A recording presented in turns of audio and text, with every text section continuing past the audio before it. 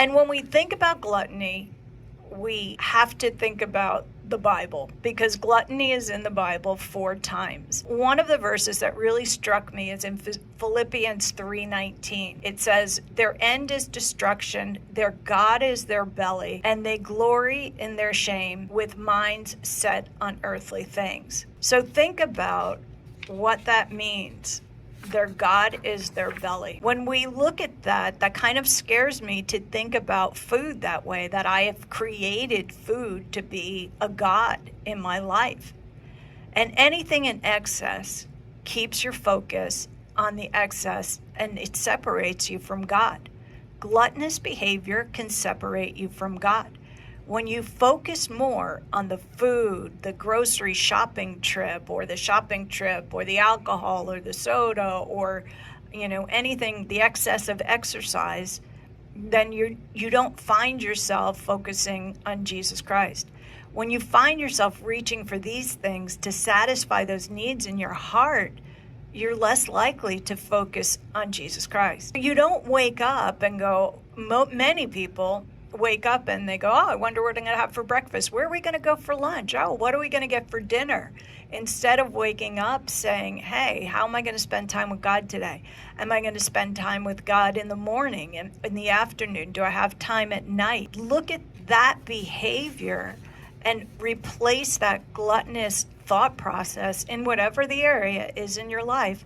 Replace it with Jesus. When the excess becomes a problem in your life and you can't stop that problem, then you know that this is starting to consume you. You have to change that thought process and change that thought process to Jesus and take it away from that gluttonous source. Remember, you don't want your belly to be the God. You want God to be the first thing that you think of when you wake up, and all day long on his reliance. When you're planning things, plan it knowing not how many restaurants you're going to hit, but where are you going to find Jesus along the way?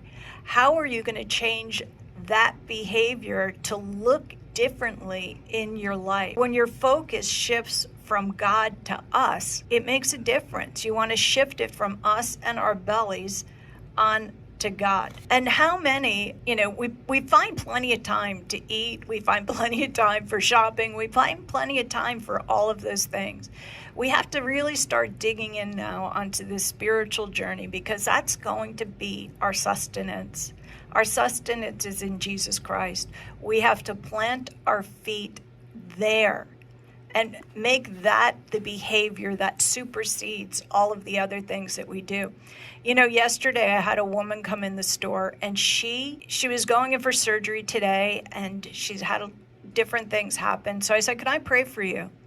And she said, sure. Prayed for her, laid my hands on her, and I prayed for her healing. And, tears in her eyes, and she walks out. Well, at the same time I'm praying for her, 3 other people walk in the store, and they kind of look over like, what's going on over there? It's busy, and people are coming in and out. And another woman that had walked in while I was praying for this woman comes up to the counter to check out.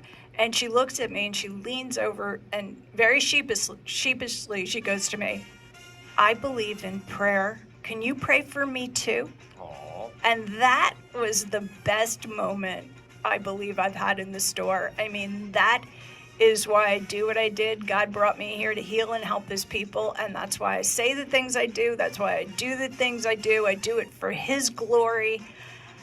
And I love you, Q family. The time always goes so fast when I'm with you, but God bless you, and we'll see you next week.